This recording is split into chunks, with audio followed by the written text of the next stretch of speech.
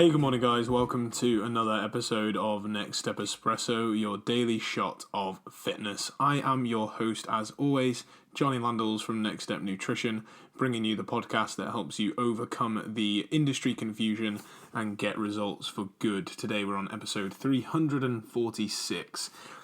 Now, if you really want to achieve your goals, then something that is, without a doubt, a powerful ingredient is the secret sauce of accountability.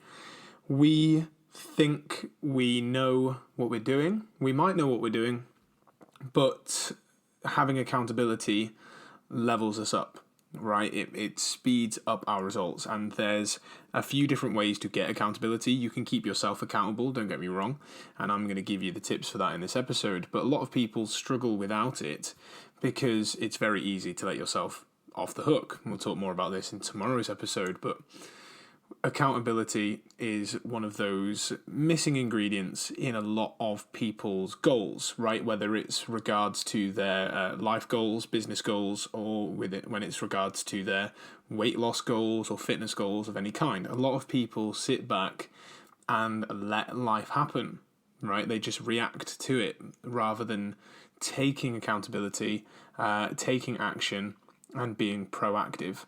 So a few different ways for you to get accountability in your life. The first way would be to find a group whose actions you want to replicate. James Clear talks about that in Atomic Habits, where if you want your behavior to change and you want something new to become the norm, he advises you to find a group where their normal actions are what you want to replicate. We've talked about this before with community, where if you go to a CrossFit gym, everyone does CrossFit because you're at a CrossFit gym. Everyone wears the same clothes. Everyone does the same exercises. They go to the same places. They build up friendship groups and all these kind of things. And that helps keep you accountable and keeps you going to the gym. Similarly, with a cyclist club or a cricket team, or even groups of elite athletes like weightlifters, train together. They might do their own training plan, like weightlifters will have their own training program, but they're in an elite training hall with a bunch of weightlifters all lifting heavy, working hard and doing their stuff and being there for a couple of hours. So even though they're working individually, they are as a group. They're there together. There's that community aspect. And you are finding that more and more now with individual-based gyms. You know, there's a bit of an OPEX rise, I think, in terms of gyms, where you go there and you have a coach who writes your own specific program, but you train with a group of other people. So although you're doing your own thing, you are there as a community, and I do believe that is a fantastic way to reach your goals.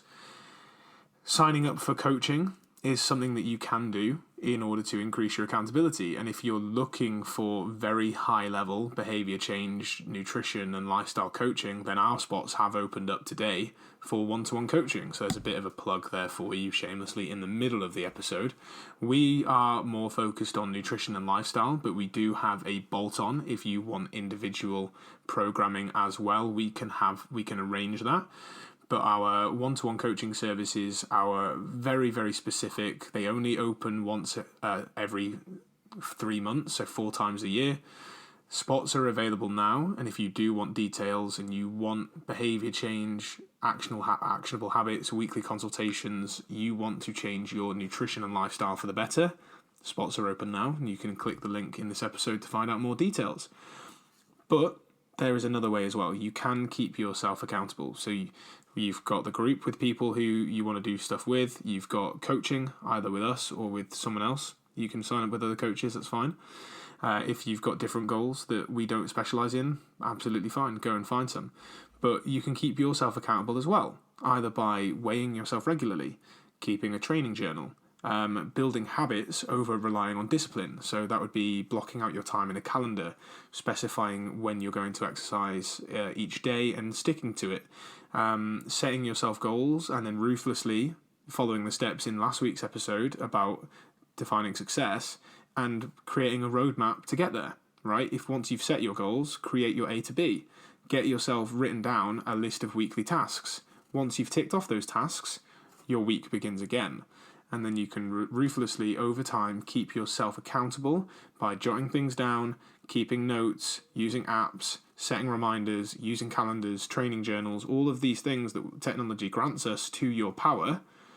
If that is a little bit out of your scope or a little bit above where you think you can be, then get yourself a coach, because by getting a coach, you have someone do that work for you, keeps you accountable, gives you weekly actions that are applicable to you, holds you accountable with check-ins, weekly calls, emails, all of those things, and keeps you on the road to success.